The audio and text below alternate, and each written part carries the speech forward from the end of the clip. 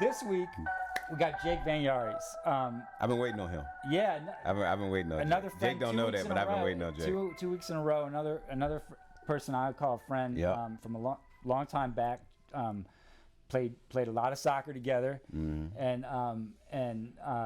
but for me, yeah, just also we were getting complaints on we don't have enough white guests, so. Yeah. We need. Yeah, we need where's some the white guests. truth? So I'm Where's the white thinking, truth who's the at? whitest dude? Wow. I'm out of here. No. But seriously, some of these. Hell of an intro. I was thinking about who are white people who are white people I know who can come into these conversations, who have had experience in these conversations, who have been having these conversations with their own friends and in their own communities for a long time, and because I think that's from the white side, you see a lot of nervousness around these type of conversations, especially now, right? Like, am I going to say something wrong, and then I'm going to be a racist, and then that's what people say about me.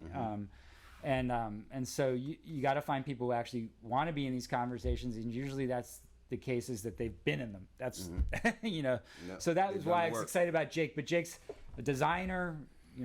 He's been a visual artist activist. I mean, at least in the activism world, or the art world, and then Are also you an activist or you an organizer? Which one is it? I don't consider myself either. I just consider myself, I like to make artwork, and a lot of times I try to make it have a message or it has a goal.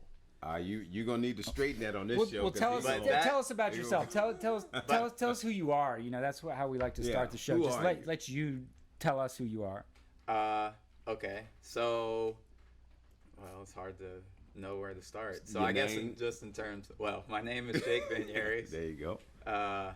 And probably for the last 10 years, I've been doing a lot of graphic design, murals, artwork, and it's mostly, I do it through client work, and then when there's issues that I, feel strongly about, I'll do a lot of side work on them, and I've been lucky enough that those have picked up a lot of traction. How so? Well, CNN in Charlottesville, that was, or I guess maybe the first one was I did a design for Colin Kaepernick. Mm-hmm. And then I quickly lost control of the design, and it just started spreading like wildfire on the internet.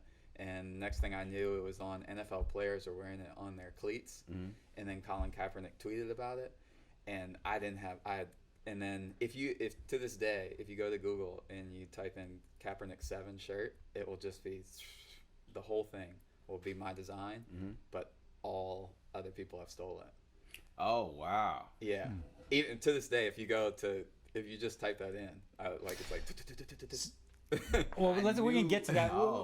We got to get to that. But I also want you to you're also CHS grad, local boy, deep family roots. Yeah, deep. Grandfather was the mayor of Charlottesville. Yep. Right. Yep. So my grandfather Mitch, he was the mayor in the 70s, and fortunately he has.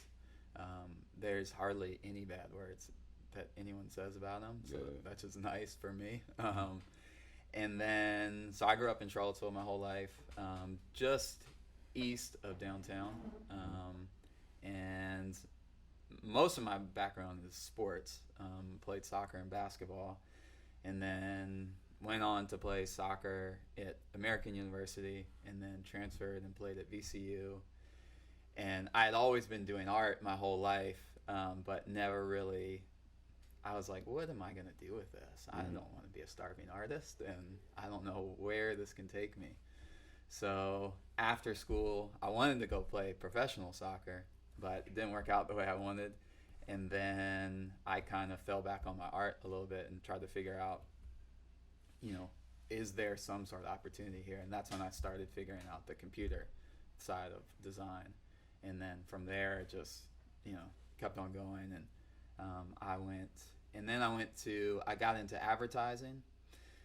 And then I went and did grad school. I started my own company here in Charlottesville, and I was doing designs. Basically, how it started was I would see people do like ads in Seville or like Daily Progress, and I'd say, I really think I could design something that looks better than this. And then I would just approach these businesses and say, hey, you're already spending money here. Why don't you give me a shot? And then, so I did that for about 2 years. And then I really wanted to learn, kind of how the best did it. Like, how does the Nike, what's the inner workings of that? How do they do ads like the best? So then I had to go to grad school in Atlanta. And then after grad school, I got a job out of the big ad agency in San Francisco. And then so I went there, and that was, kind of, I want to understand how the best people are doing it. And so from that point, I worked there for not too long, and I realized that I was like, I kind of want to do something, like I want to do it in my own way. Like I have a couple ideas here, and number one was politics. And it was a subject I had breached a long time ago when I was down in Atlanta, and I would always ask my professors, how come there are no good political ads? Like they're all kind of boring, or they're really attacky.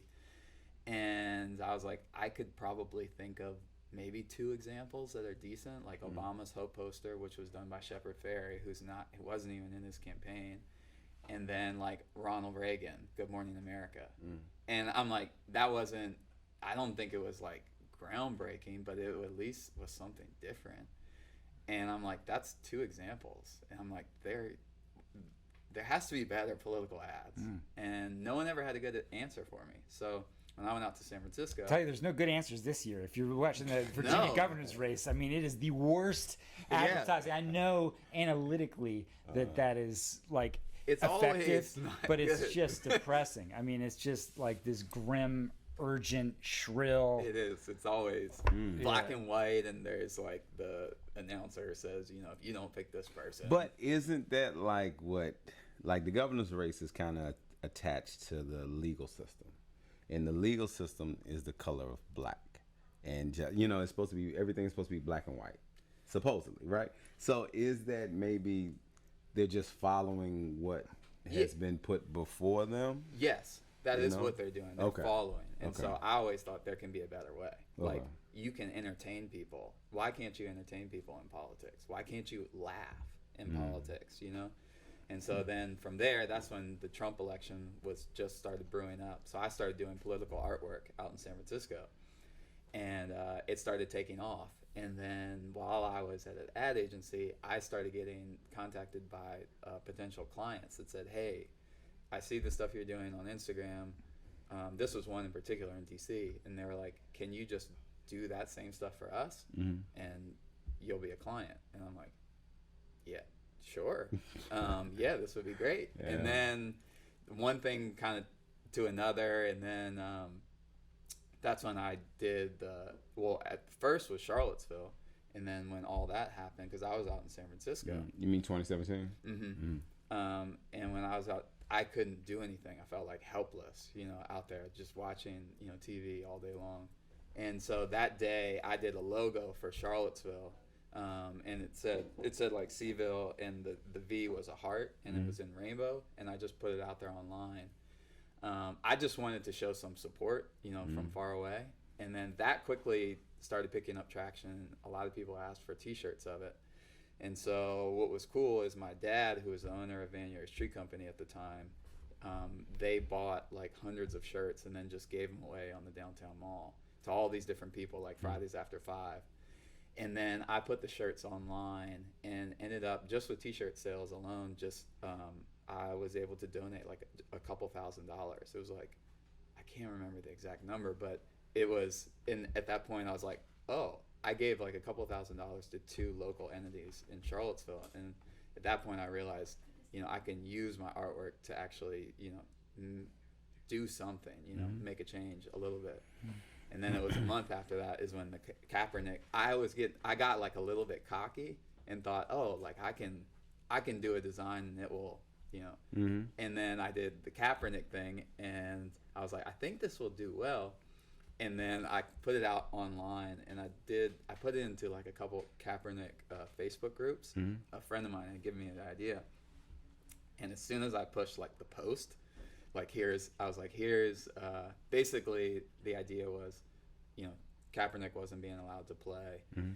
So his number 7 jersey, you know, was in the rafters essentially. So I thought, what if I could create a number 7 that we could all wear for him? And so that was the idea. And so on his shirt, I thought, you know, this whole thing is about the national anthem, and you're supposed to put your hands on over your heart. And I thought if Kaepernick was there, he would probably raise a fist like over his heart. And then if you look at your arm, it starts forming a 7 on your shirt. And so that's how the whole kind of concept came about. So when I put that online, I designed it and then put it out there. And as soon as I hit post, it was like, bling, bling, bling, bling, bling, bling, bling, bling, bling. And it was just like share. And then about 2 hours later, someone contacted me and they were like, hey, is this your shirt that you put online? And by that point, I hadn't put any link on. And I was like, no. And then someone else contacted me. And then quickly I was like, all right, I think I need to put the real design online before this gets out of control. But by the next day, it was just, it was everywhere. And I had... So you lost your intellectual property. And there were some times there was like because what I wanted to do was I wanted to do the same thing in Charlottesville, like take the proceeds and give it back to, because Kaepernick was doing a cool thing at the time where I think he was donating $1 million. It might have been every month or something. He was giving a lot of money. That might be too much. But he would do it for different charities that he had personally found. I thought that was really cool that he was doing that. And so I was like, well, if I can raise some money with this design, I would follow in his lead and give to some organizations that were similar in aspect to him. And then I see on like Amazon, there would be like, not mine. It would be like 30,000 units sold of this. And I was like, oh my gosh. I was like, whoa. Yeah. I always say business first, man. Like, I mean, because you can have the best intentions, and if a person can't laugh at the situation like you're doing now, it can change who they are inside. Yeah. Because you really don't get... Well, I mean, think about it. How many, like, unicorns do you get in a lifetime? Yeah. You know, so yeah, it can... I always do business first. You know? Yeah. I get a lot of flack from it. You know, I have a lot of... Mine is like, I don't want to call it hate. I call it envy. You know what I'm saying? So a lot of people will do the world for me, but then talk about me like a dog behind my back. You know what I'm saying? But they'll do anything in the world for me. Yeah. And it's more envy. Like for whatever reason, people like to try to control me. And I'm like a spinning razor blade. So I don't know why you'd want to grab something like that, but hey, to each his own. Do you have a rough weekend, Razor, or what? Nah, I had a very great weekend business wise. Like, dude, it was crazy. And then I had a lot of things. I like to be... A real close friend of mine told me that I like to be busy. That's when I like really get a chance to be myself. Yeah, like where it aggravates other people. Being busy like opens my mind up. So then I get like, I come in and Giles can read me real quick. I was like, all right, you're different. Whatever. It's because like I'm open now. So that's why I was looking forward to your interview, not to try to jump, because I think I kind of know what Giles wanted to take some of the stuff. But I also was looking at, okay, you were a person who you've kind of blended both sides. You had black friends, you had white friends. Even when you went off to do your own thing, you still always reach back, so to speak, for lack of a better term. You know, you reach back and stay connected, right? So there's some questions I want to ask you as the show goes along. But I was really looking forward to this because where I grew up at, majority of my friends that weren't kin to me were white because of the financial situation my dad put me in. So the sitting down and laughing, joking, and, you know, not acting differently when white people come around is natural for me because I've always been that. It's not because Giles put me on the show and we, you know, so I got to be nice to him and act differently. No, that's not me. I grew up with more white friends. I didn't make the show. Adrian made the show. Marshall makes the show. Yeah, Marshall makes the show. We just here. But so like for you were one of my friends that I grew up with that I never had a chance to connect with as we got older. So there's questions that I have for them, but I feel like I can ask you because you were that person. So that's why I was looking forward to this. Like, I had more friends like you than I did Price. You know, so, yep. I'm curious why we're still just like in kind of biography mode, you know, before we get to like questions. Just listen. Yeah, because it's like 24 minutes in or something like that, right? I'm curious about, you know, with what's happened in Charlottesville, right? Like you came, you know, you're in Richmond now, but you have a foot, you know, in Charlottesville still, and your family's obviously still the here. tree company too. So. Right. You own the tree company with your sister. So you're here. When you, but so from the outside, you know, you can be stand against hate and we're all on the same side, right? But you know that inside the conversation in Charlottesville, it really didn't stay there, right? It stayed, it really became about the history of Charlottesville and the segregation of Charlottesville day to day. Here we go. And you know, I mean, there were many pieces of it that called out, but I mean, one of the first really was CHS and the tracking there, right? All the white kids were in the AP classes. They went together through the school. Yeah. All the black kids are filling out the rest of the building. These kids all go to Ivy League schools and top tier R1 schools. These kids don't go to college, you know, and that came out in the New York Times piece and with Ziana and Nikaya, and then they did ProPublica did the data on the equity gap and the achievement gaps in the schools. You know, you're somebody who went to these schools, right, your whole life. What was it like as somebody who had friends on both sides? What was it like? Well, I felt, honestly, growing up in Charlottesville, I felt really fortunate. Are you liberal? Yeah. Okay. And the reason I say that is probably not the reason I don't think most people would say, is because I was really fortunate because I played sports, and sports brought me, like, I don't know, I felt like I knew everybody. And black people, white people, I didn't really think about it ever. Like, my best friend was black all growing up. And so, and we would, if he was at my house that weekend, then I would spend the night at his house the next weekend.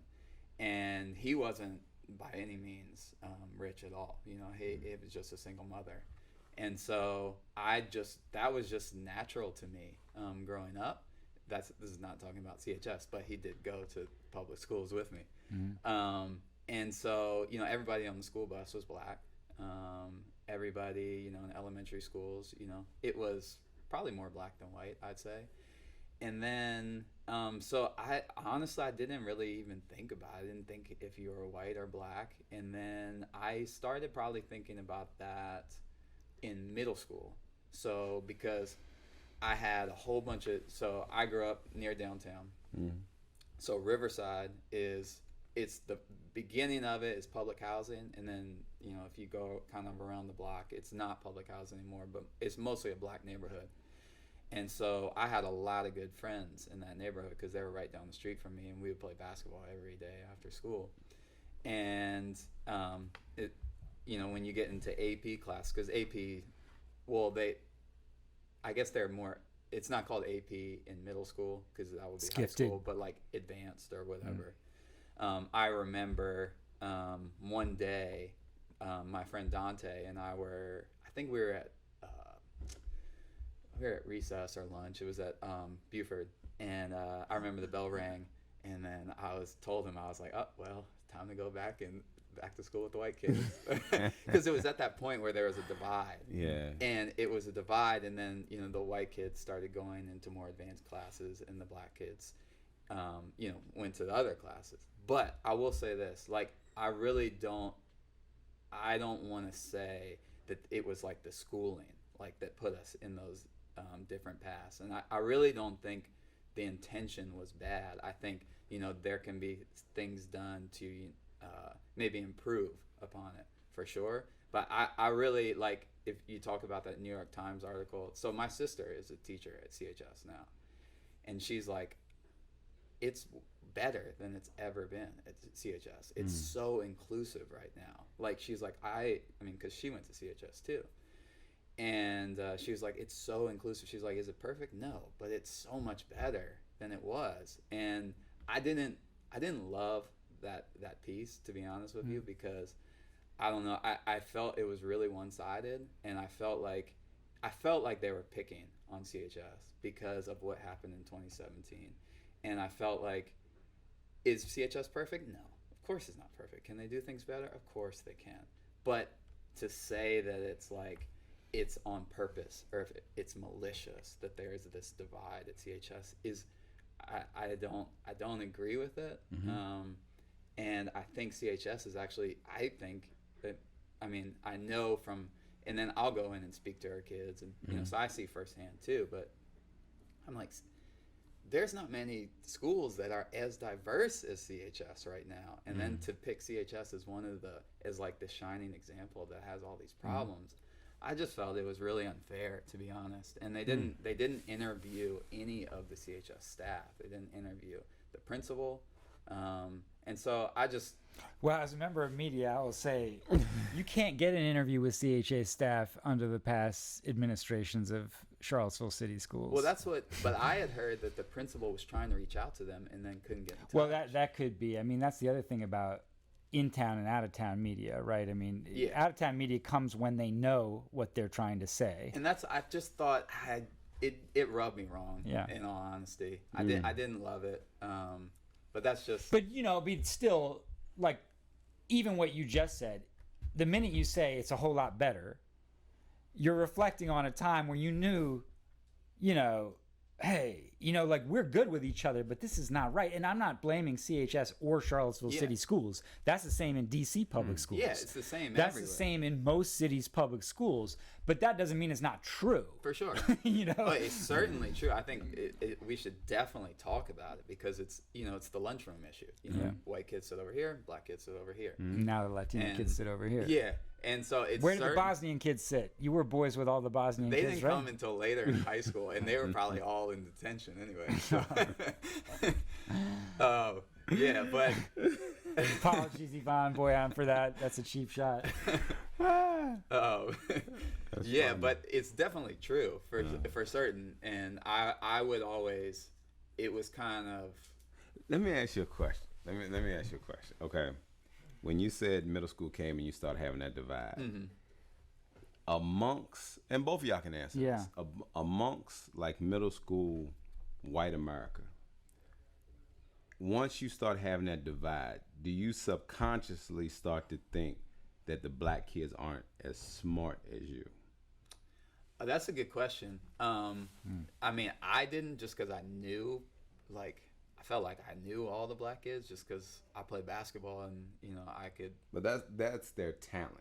I'm talking about their intellect. But I'm saying is I knew them personally. So, like, for me, I never thought that. I didn't really much think about it, to be honest with you. But I knew because my best friend he had a single mom, and I saw when he started to go, like, he got unmotivated. Yeah. And I knew, like, I was like, a lot of times he frustrates me because he's smarter than me. Yeah. And so that would frustrate me. But that I knew once he started not being in the advanced classes, I was like, it's not because he's not smart. It's because he doesn't have the backbone at home the same way I do. His mom, you know, is working a job, and she might not be there the whole night when he gets home. So how is he supposed to get his homework done when there isn't someone there, you know, pushing and motivating him? And that's what I always felt is, you know, I always felt like it's the home structure is a huge component. And I was lucky that I had two good parents that were there all the time and that were making sure I got my work done and that they could kind of guide me a little bit. But I knew that wasn't the case. What about you, Jeff? When did what? When did racism dawn on me, or racism in school dawn on me? No, I'm just trying to say because, you know, children play together in the sandbox. No, I hear you. You stay playing together. That doesn't mean you share. Yeah, but when you start going to, like, say the bell rings and everybody got to start going to their separate ways. Yeah. Can you subconsciously start to look at a person like they're inadequate to you because of how you're being grouped? I think certainly like the people who don't have any contact with each other, it's almost, you know, it happens almost automatically, right? It's like there's just this and then when that's what's so damaging. It's like when that you know, kid comes into AP whatever class, everybody else is immediately like, yeah, you know, instead of being like, you know, who's this? It's like, yeah, you know, it's like people sort unconsciously that way, and if the system reinforces the numbers that much, everyone sorts each other. But I think there's something different going on in that middle school like moment. an affirmative action type of looking at a person. I think it's just people make bad assumptions. It's just like the conversation we were having with Ty. It's like, oh, I get you. You know, Right. you don't have enough support at home, so you're not gonna be able to do it. I mean, but you don't know, right? You don't know looking at somebody. I think for me, that thing in middle school is important, right? Because that's where I think as white kids we don't know what's going on because we don't have to. And if you, as black kids at that age, if you're a boy, people are starting to become afraid of you. Yeah. And they're starting to be racist to you. And your white friends don't see that in your day-to-day interactions with each other. So we're not racist. The world's not racist. I'm not racist. School's not racist. And the way that lands on the other side is, oh, I see. And that coldness and distance starts to separate people. Like by the time you're sophomores and juniors in high school, you still maybe boys are in a crew together, but there's something already tearing you apart. And by the time you get to college, out of high school, man, people go into separate worlds for a while. Yeah. And a lot of times people can find their way back to each other later in life, because it's like, how did you connect first, right? Yeah, you get through all this other stuff, but that's a long journey, and especially it's the long journey if you're black, in my opinion. The two of you run into a category that I'm not sure. I know Giles kind of sees it. I'm just meeting you, so I'm not sure. And the reason I asked you were you're a liberal is because a lot of times when you take the more progressive, open-minded, woke, I'm trying to use all the terminologies that are being used now, African-American person, right? Okay, let me go back a little bit. Malcolm X had a saying that the wolf is not as dangerous as the fox. The wolf, you know why he's there. The fox, you allow him around you. So even when he's showing his teeth, it looks more like a smile, right? So, and that's what they consider the liberals, right? The ones that I want everybody to do good. I want everybody to, you know, I want to help you, you help me, you know, like everybody works along the same thing you do with me. But you have people that look at it and say, okay, what is he here for? And if he decides to turn, there's nothing we can do because he's already a trusted person.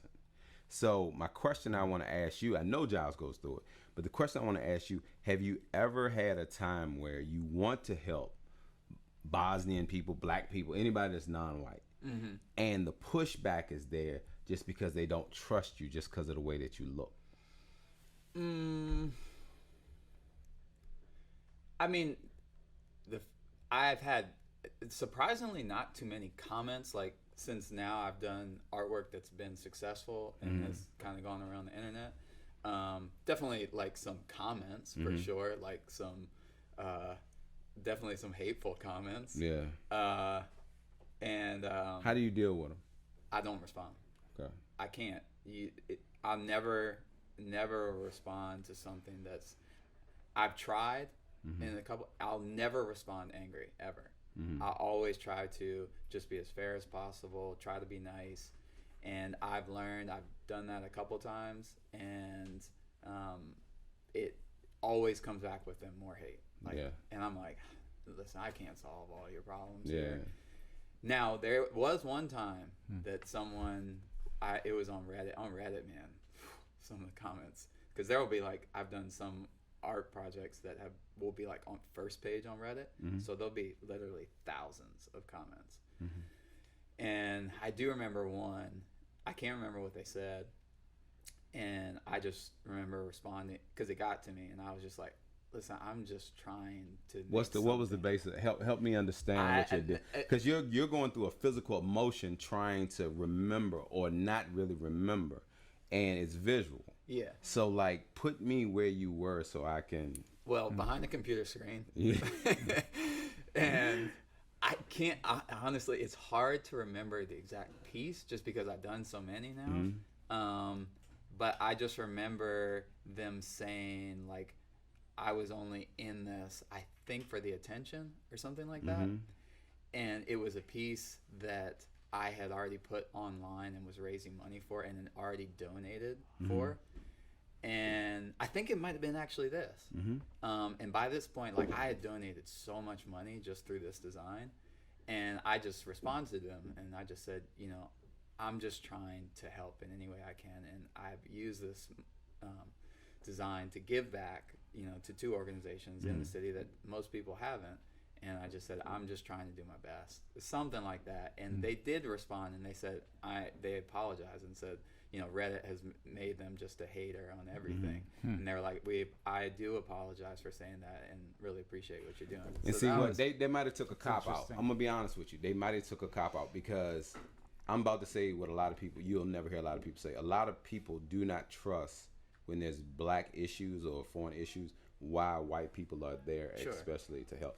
I'm gonna be honest, and I'm probably gonna get some pushback on this, right? Jeff Fogel was a person who I've looked at and watched and admired since I got here. But he has been so forward moving in his mission that I was wondering, why are you doing it? What is your point? And Jeff, if you're listening to me, it's nothing to attack you whatsoever. If I ever needed something, I'd come to you myself. But I don't see the backstory as to why he's doing it. Does he have a black wife and he has a mixed child? He know that he's doing it for his child down the road. Did he have a best friend that was unjustly charged and he's just doing, you know what I'm saying? Is he, and I got to do both sides of it, is he just padding his resume to say who he was? Like the one guy we had on in my humble opinion one time that me and I said, he gonna kill me for this. Me and my boy Charles Lewis fell out about for a little while was the lawyer that was Kessler's lawyer, where he came on the show with us and I read him like a book. I knew he kept bringing up Martin Luther King and all these other things, right? And my instincts from my street side were going off. It wasn't what he was saying. It was going off about what was ever in him. Charles was like, nah, man, just because you don't agree with somebody, you can't do it. 2 weeks later, he right up there with Kessler. Now, the sticky part of law is, does a person have a right to do what they're doing, regardless of the issue?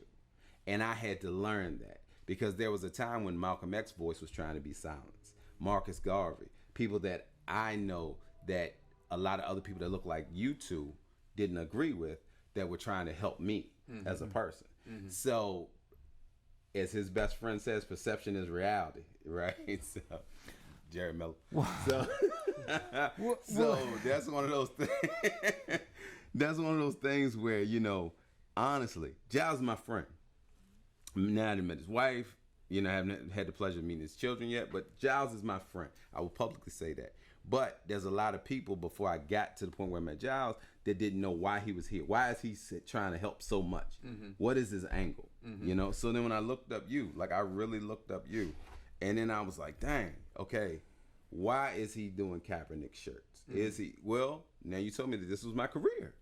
This is what I wanted to do. I wanted to make a difference. Why wouldn't I wanted to, when you said I wanted to find out how the best do it, it makes sense that you made the Kaepernick shirt because that's where that's where you're going to get your publicity at. So it makes sense. So I learned to ask questions instead of assuming on a person, you know, so my fault. Y'all go ahead. That was like a long question, but I think you asked the question to both of us in a way, which is like the why are you here white boy question. Yeah. Right? Which is the question you get. Yeah. Anytime you show up a lot, you get the why are you here white boy question. And I don't know that, I mean, there's times in my life when I'm not sure I've known the answer to that completely, and also times when my answer wasn't received well. There's other times when, you know, and more in life where you keep finding yourselves in the same situation. Like, I'm here because I'm here. I'm here because I care about this. I'm here because I don't think white-black shit gets solved without white people and black people involved in it. And it doesn't get solved without trust.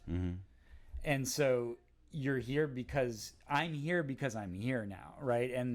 And the I guess gotten to a place in life where I care less about my feelings on day to day and how people perceive me, you know, a little thicker skinned. I think inside it can still hurt, you know, and get to you. And just at times when everyone's mad at you for being in the space, don't be a race man. That's the other part about being in the South, being a white boy in the South. Everybody in the polite world around you, why do you have to be so aggro about this? You don't need to bring this here. Yeah. And so you no one really wants you to do it. You don't really want to do it. So why do you do it? Why do you keep doing it? And the answer is because you actually believe that this is how humanity is supposed to be, and that if you can't believe that anymore, you don't really want to. If I was white, I don't know. I shouldn't say this as a black man, but if I was white, I don't know that I would do it day in, day out, year in, year out. And the reason I'm saying, but you don't have to do it day in, day out, year in. That's the other part. See, it's that's easier the thing. for us. Once you do it once, I'm switching roles. For a second. Okay. Once you do it once, then people kind of can judge and latch on to that's who you are, right? Because sometimes I've noticed that people with the best intention, the only thing you have at the end of the day is a bruised jaw, a black eye. Like, nothing got really accomplished. Everybody had something to say to you that looks like you. The other people that you're trying to help didn't really receive you because they don't know if you're there to get inside to tear everything down. Like, so then you go back, lick your wounds, and get up tomorrow to do the same thing, right? So then I look at, but then just as I say that comment, I have to give respect to the mayor of Charlottesville, Nakai Walker, because for a long time now, she wakes up every morning to be disrespected and told what she is and told what she's not, to turn around and do it. And a lot of times the people that she's doing it for too, that look like me, aren't exactly in her corner. So when it comes to being an advocate, or I don't know that I have it in me. Like, people call me that sometimes, but I'm definitely not that, because one, you said I ain't respond with hate. You can push me to in the corner and I'm coming out like a tiger every time. You know what I'm saying? I'm not worried about the fallout or if it come back. You know what I'm saying? Let's burn it all down and rebuild. That's how my mind will switch. I have to stop myself from responding like that or being that person. That's just being honest, right? So a lot of what I say and do here is just who I am, not that I'm in a cause like y'all. And that's honesty. You know, so well, how do you deal with the "why are you here, white boy" question? Well, I wouldn't. I do feel I'm not in a cause or like something. I try to. My projects are, here's something that I think is wrong or something that I would like to try to help with, and then here's I feel like. But see, we viewed you different. You just said different than what I thought you were. I thought that because you had black friends, Bosnian friends, and and your grandfather was the mayor, that you found it in yourself to do these things because they were right, not just, okay, this is something that's right to do. I want to be able to do something that benefits the mission without the mission being attached to me. And that's why, you know, that perception is reality. The more I say it, the more I'm starting to realize that that's true, because I viewed you a different way than what you just now said. So in any project I'll do, there will be a goal with it, and there's usually a clear goal, and it's not like, it won't be like an act like I want to be part of. It will never be like I want to be part of like some movement. There's a clear goal. For instance, like with Kaepernick, is he wasn't being allowed to wear his shirt, so I wanted to give other people a way to wear his shirt for him. And if I can do that to raise money for a good cause, then great, because I just thought it was ridiculous that he wasn't being allowed to play just for what he believed in. You're not worried about being burned on that? Like sticking your foot over in the fire? No. Okay. I'm not. If I felt like if I did it in the wrong way, then yeah, there's always that chance. And then when Charlottesville, so I came back to Charlottesville, and then the spot where Heather Heyer was killed, I always felt like, what if there was a way to turn, you know, this ugly scene in Charlottesville into something completely different? And so that was the idea for I want to change. Maybe for one day, if I can do something good enough, Charlottesville will be in the headlines for something good, not something hateful. That was the whole mission for that. And there's always so with each one of my projects I try to have a really clear goal of what I'm trying to achieve. And it's not, I don't want to be, I don't consider myself an activist. It's like, a lot of people have a lot of different opinions, and that's great in space. But I don't want to be another voice shouting. Like, I can do it in another way. And this is the way I choose to do it. Mm-hmm. How would you respond? I got to ask you some jobs. Mm-hmm. How would you respond? Okay, let me give you some backdrop.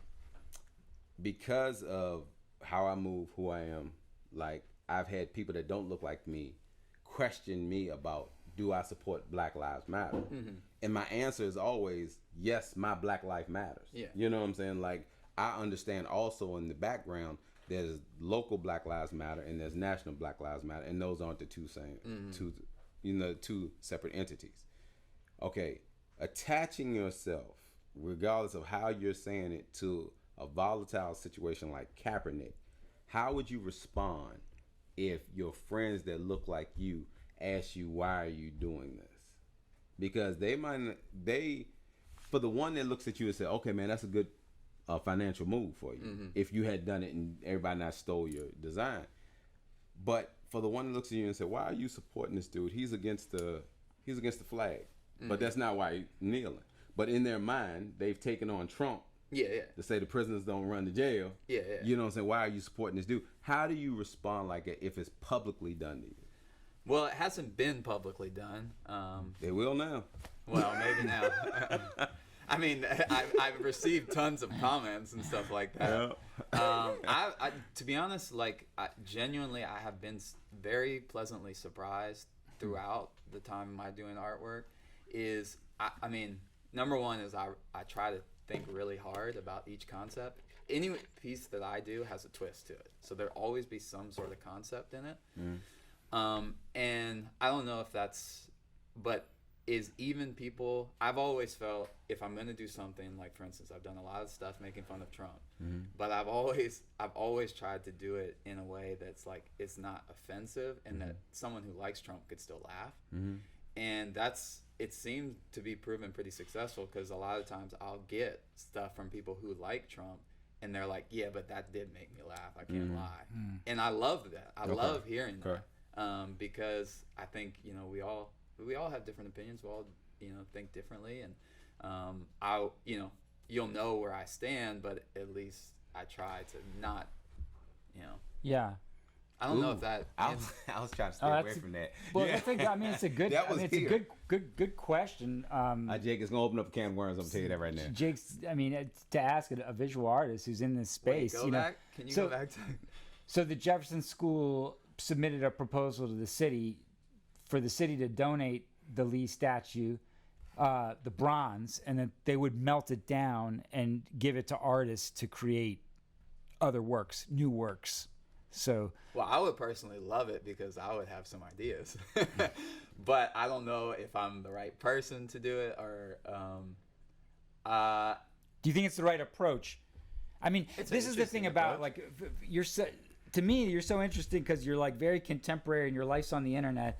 But, like, your grandfather was the mayor of this town when it was a small town, and it was, a very segregated town. And he, I think he was, he's viewed as one of the people who was trying to work on that, right? But, like, in town right now, even the unity thing right from the start, when white people started pushing the unity thing, there was huge backlash locally from activists, because it was like, you guys want peace. Yeah. Of course you want peace. We finally just busted you in the nose in public, and everyone can see you bleeding, and you want peace. No doubt, right?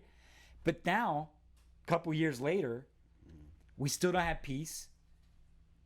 Is that the right place to be, or are people starting to lose trust in each other, lose connection with each other? And I think that's the flip side, and we don't know. I don't know the answer to that, because there's still lots of people who believe, that, like, that this, like, civil discourse is BS when there's nothing on the table to be civil about, right?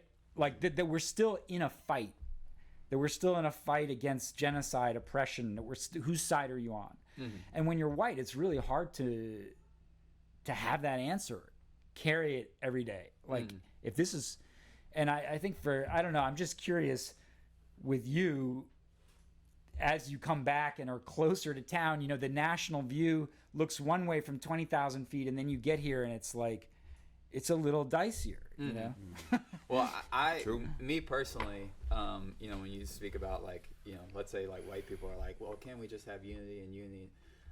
I try not to do that because I'm like, well, what if let's say I believe in that message. What if I could do it in a creative way and say it in a different way rather than saying like, why don't we come together? It's like, I'm like, well, anyone can do that.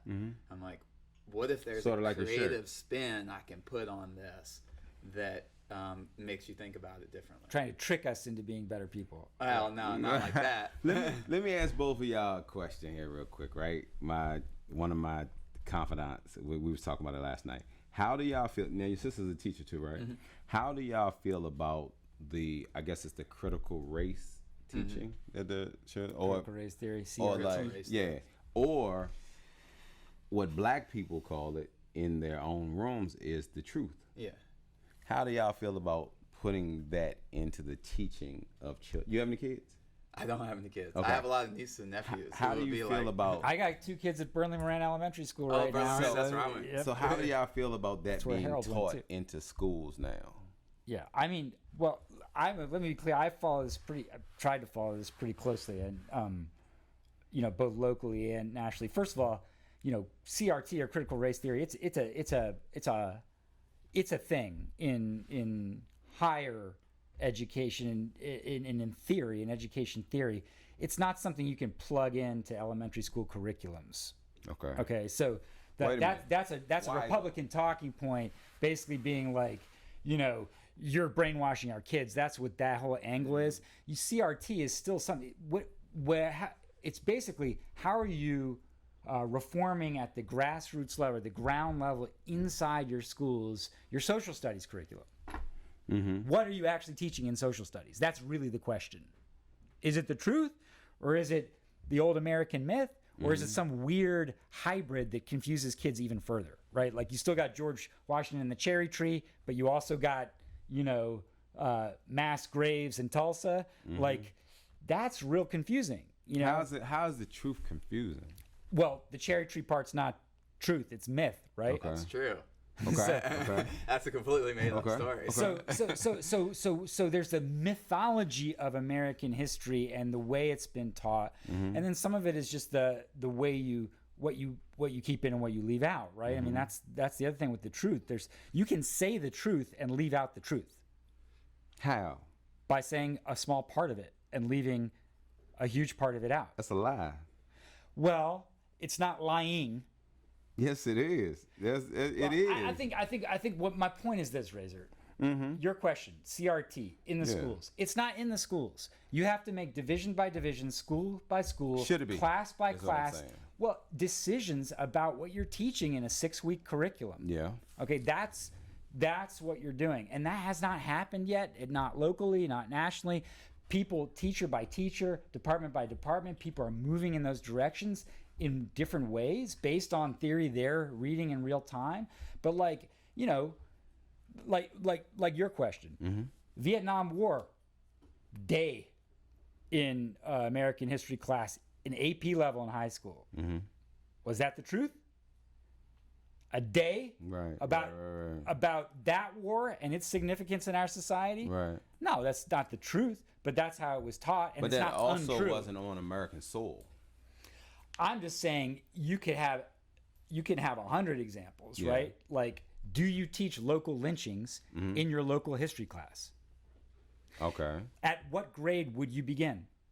Well, These are very material questions that a school board would have to take on with its parents and its teachers. Well, this is the problem. This is why I think unity is so difficult, because when you look at, say, the demographics here, you can't really ask white parents to have their children being like you're having these things come on you for what your great grandfather did, even though it's why our wealth is here.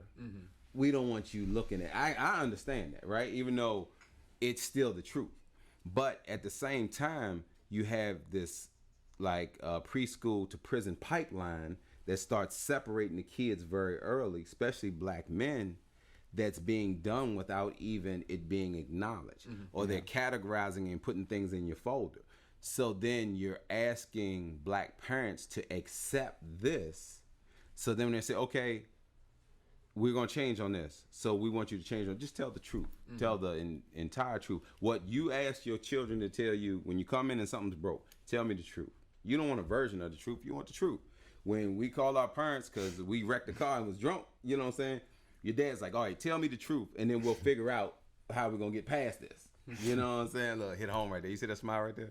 When I'm you thinking, I can't say why I'm smiling, but it's a situation that's going on. Yeah, it's not but do you understand what I'm saying? So when it comes to the critical race theory, right, for African Americans, the truth of it, the harmful truth of it, because like when you see things like Tulsa and you watch, I've always been taught and learned those type things early.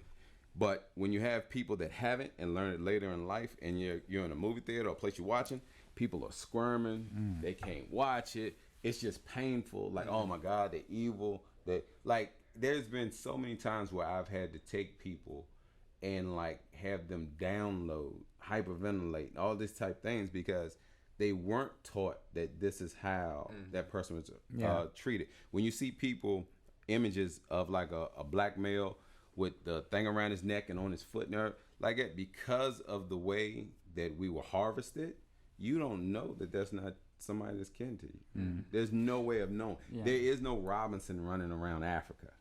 You know what I'm saying? There's no Jackson. There's no Johnson. You know what I'm saying? So when you when George, do you remember Damani Harrison did that ode to George Floyd that was like 3 minutes of like extreme violence. Oh my goodness! Yeah, against black people. Yeah. And it was set to music, and it was, and I remember Damani explaining that he just wanted white people to feel it the way we feel it when we hear the name, and it was brutal and awful, like the video, and then Siva Weekly did like kind of a story about it, and then Damani, talked about it a little bit, but it was one of those things where, of course, that's not going viral because no one wants to sit there and watch that, and yet there was a lot of powerful truth in both what he was trying to do and also what he did put together. Do you remember watching that? I haven't seen it. Oh, you haven't? I haven't seen it. I mean, I know rough. Damani well, but that's rough. That he gave it to us at the radio station early, and it was rough. So and then because the harder part is you don't know if one of those people were kin to you. That's the more difficult part for like a lot of African Americans. Like when you see that lady on the things being done, you don't know if that baby that got cut out the woman and stepped on when the mob came or they went, you don't know if that person was kin to you in some form or fashion, because out of self-preservation, sometimes people had to lie about who they were kin to keep from getting, hurt in the process. So like me, I say teach it just because it is the truth, because I can't hold you accountable for what you didn't know happened. And that's what's happening to a lot of white people now. Like a lot of people want you to be accountable for it, and you to have white guilt and all this other things, right? And some people are using it against you. Like, honest to God, I know I'm gonna get emails and all that kind of crazy stuff after this, but why are you saying that? I get stuff like that I don't talk about, but it's the truth. How can I hold you accountable for something that you don't know happened? Your land might have came from, I know a lot of people have land from my family that they swindled my grandmother, my great grandmother out of when the older men died, right? That should have been me, my children's children should never we had miles of land that was stolen, not acres, and this isn't that far off. But at the same time, black children can get judged by what your father did or somebody else did, on the good and on the bad. Your dad was a great athlete. You expected to be a great athlete just because that's the blood that's going in you. But if you don't have the best education, you don't speak well, you don't know how to pronunciate your words, then you get categorized over with black people that just seem like they're on a lower level. I was in court today, and I watched it. You know, the judge was talking very nice back and forth with the guy, and it was two different languages. It was one of graduate school and power. It was another of aggravation and less education. And, you know, they were trying to have respect for one another while they were going back and forth. But at the same time, both of them were tolerating the other one. You know, the judge could have just snapped his fingers and, hey, I'm going to take your life away from you, bailiff, take him away type thing. So, and that's part of the problem, is that when you speak of graduate school and higher education, the separation gap that comes in, even when people say, look, you know, I'm gonna go back, I'm gonna reach back, and that's already telling you subconsciously that you're looking at a person at a lower level, or not, they haven't expired to where you are. So it's just, I mean, there's so much to unpack that we don't really understand that we're doing and saying just because of our atmospheres where we reside at. So I think, to answer your question, is yes, I do. I think, if anything, if we can teach things better and more accurately, I'm all for it. I would say, just in this, the one thing that does get me a little bit frustrated about is, I feel like right now we are talking a lot about schools and being taught, and the schools aren't properly set up, and you know, kids go this way and this way, and I want to touch back on, you know, but what about the home life? But what about the communities? Like, how are we ever going to get it right unless the communities aren't right? I'm like, that's the I wish we would just have more conversations about that, and how can we make communities more integrated and, you know, bring them up together. Then you start running into a whole can of worms that nobody really wants to talk about, because then you go back when they were talking about mass incarceration. So when you take and you inject drugs and all these things into a community and extract the men of the neighborhood, and the government becomes the fathers to the black neighborhood, like, there is nothing at home that's really, like you said, you went to, where was your friend's dad, if you don't mind me asking? What, when I was a kid? Yeah. I don't think he knew. Well, you know his name? His dad's name? Yeah. See, that's what I'm saying. So, like, this was somebody that you called your best friend. You don't even know his dad's name. Yeah. You know what I'm saying? Because it was never a thought to say, like, who's your dad? Where's your pops at? You know, you just know this is, well, I'm accepted into your realm. Yeah. I enjoy it. You're accepted into my realm.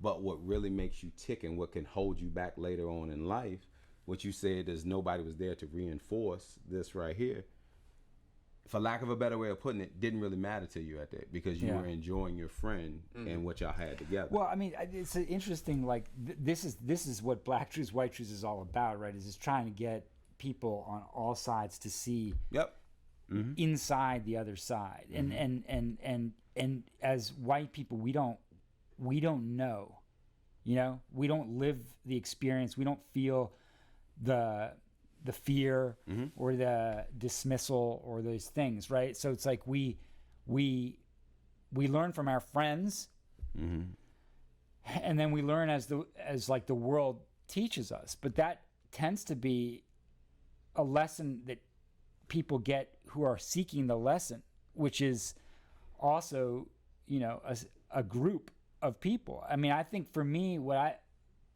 I'm hearing Jake talk about, especially the CHS point, I think it's interesting. I think CHS might be the most diverse, racially functioning building in the city, and yet it still is a problem that it's so tracked and so segregated. I wouldn't say in the city. I would expand. I think CHS is probably more inclusive than any school. Let me ask you a question. I apologize off your point.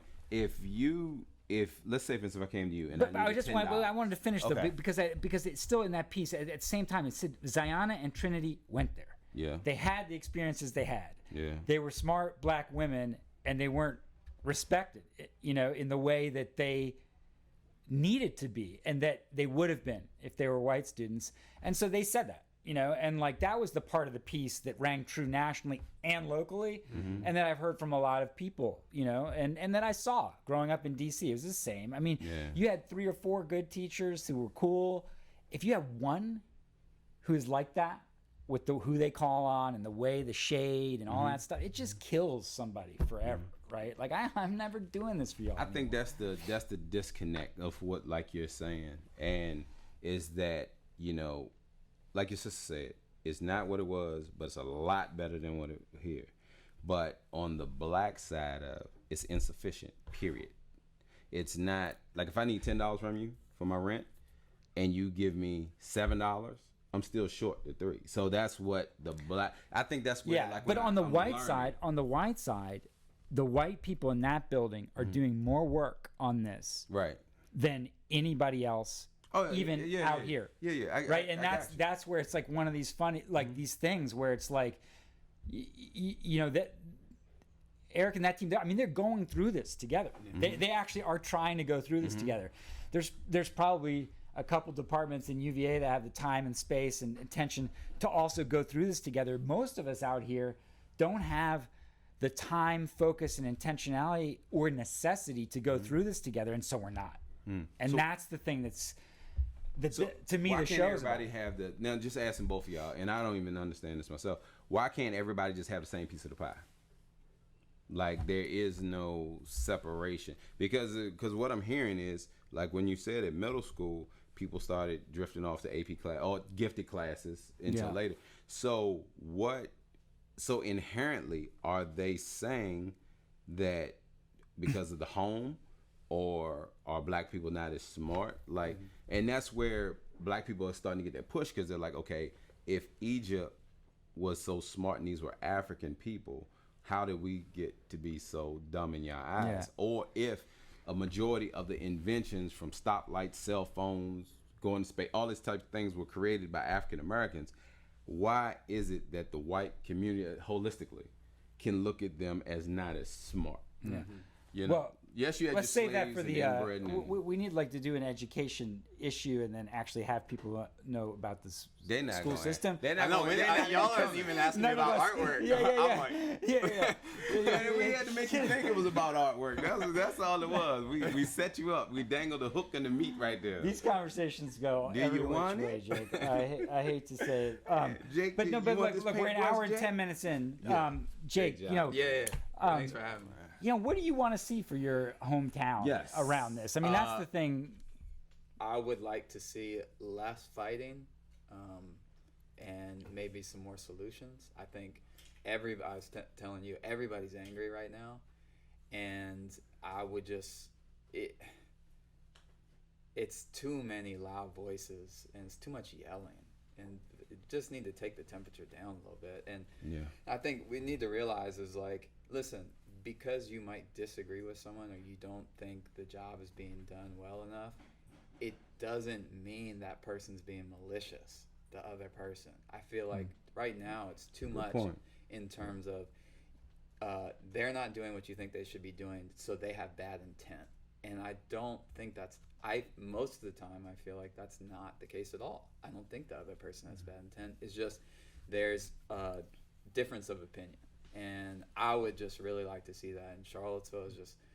I'm just kind of tired of seeing the name calling, the yelling, and I just wish it could be taken down a notch. Is it different in Richmond? Yeah, it's not quite as volatile as it is in Charlottesville. There is, in these last couple of years, with the presidency, things have gotten heightened, and the name calling. Razor's protesting the show. That's a walk off. Yeah. I wouldn't say it's not at the level that Charlottesville is, especially, after 2017, things have gotten heightened a lot.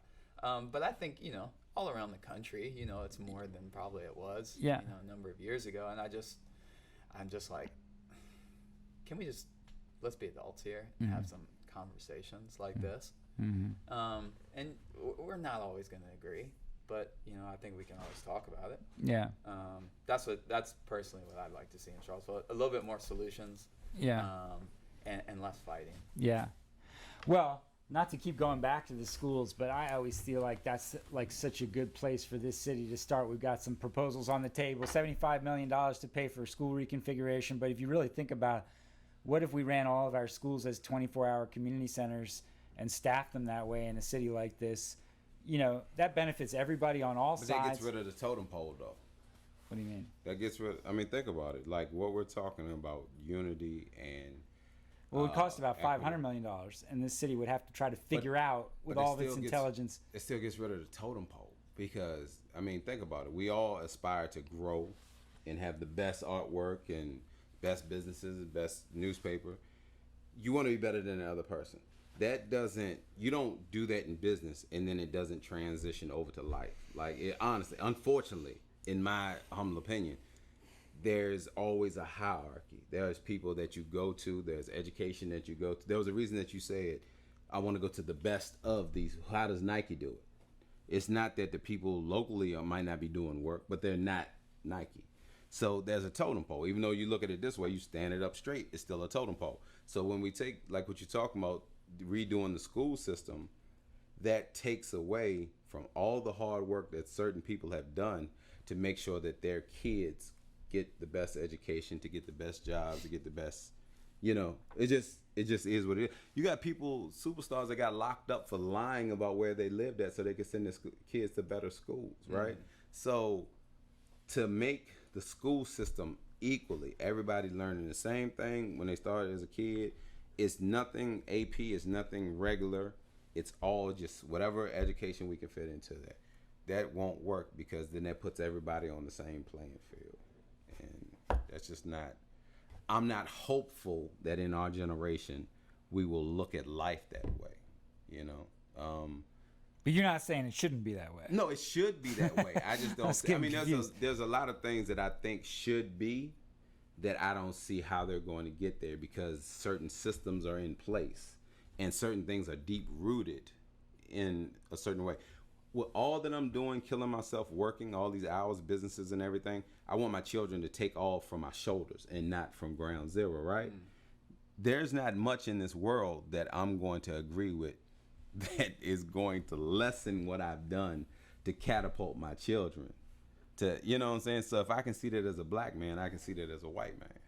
You know, if I'm honest. You Well, know. you don't live in our school district, so. Yeah, you lucky. You know, I got influence though. But yeah, so I don't see it happening. So what we need to figure out a way that doesn't take from one and allows another to grow. That's going to be easier than telling everybody, okay, forget your 400 years of head start right here.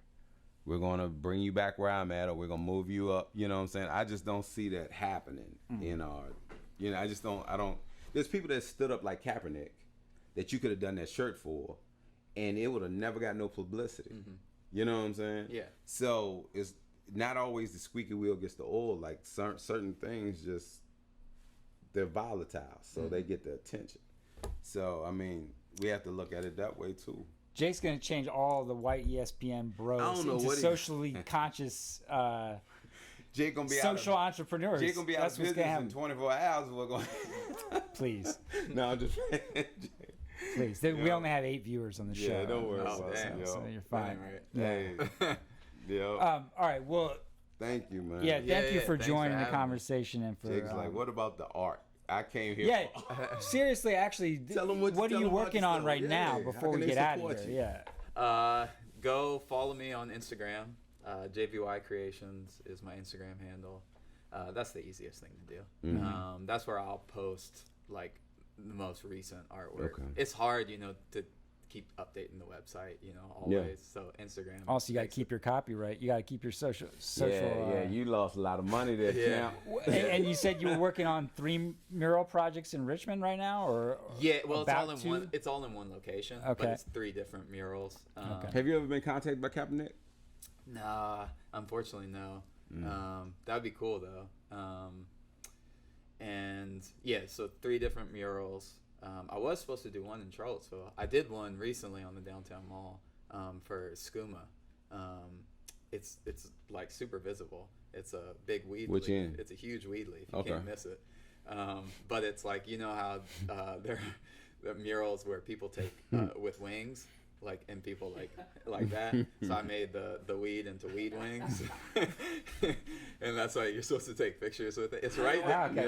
Yeah, It's where right is on it? the- I got to go down there now. it's right on- I have to go down there. When we It's leave right there. on downtown. It's right. Take a picture of right by yourself in Rapture, front of that right next to and tag Rapture. Jake on Yeah, his tag Instagram Jake. page. It's right in the window. There's It's some huge. You Charlottesville can't miss it. positivity Okay. right there.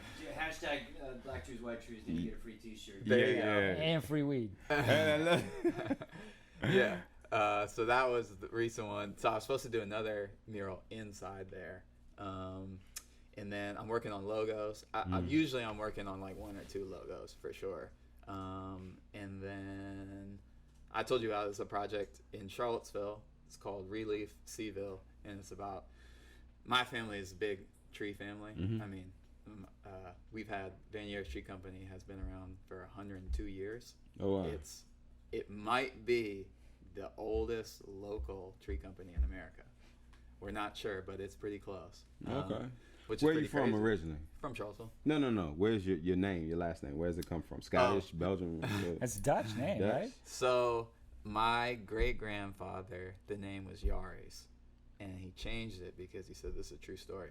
He said, I want to put Von on front of it because I don't want, quote, the same last name as my asshole brother. Shiftlets. 2 There F's, you 2 go. T's. There you and- go. I like it. I like it. That's some invented American history right Yeah, there. There you go. That's So, beautiful. That's what everyone always asks me. Oh, where are you from? Yeah. Is that Dutch? Yeah. They always ask. Yeah. Yeah, it's because you're a good soccer player. All right. That's crazy. All right. Well, great show. Thank you for being Yeah, on. yeah, And everybody out there, thank you for listening. What is it? What, 3 We're not listeners? telling you. Okay, we're not Yeah, telling. 3 you. We're not telling you. listeners? 30,000 Yes. Dang. live viewers today. That's it. Razor, you leaving? No, we're kind of you leave flat. people we're, with we're that- Gonna, we're gonna make the. I always make pies at the end of our show, right? Pies? So yeah. I always make pies. So the ingredients for this week's pie will be the Van Yaris pie, with extract of the asshole brother, and what else was the story? Fake Dutch chocolate. That was it. With the pretty fake much. dust child. Yeah. That'll be the pie that we make this week, right? here. Perfect. Yeah. Signing off. Bye.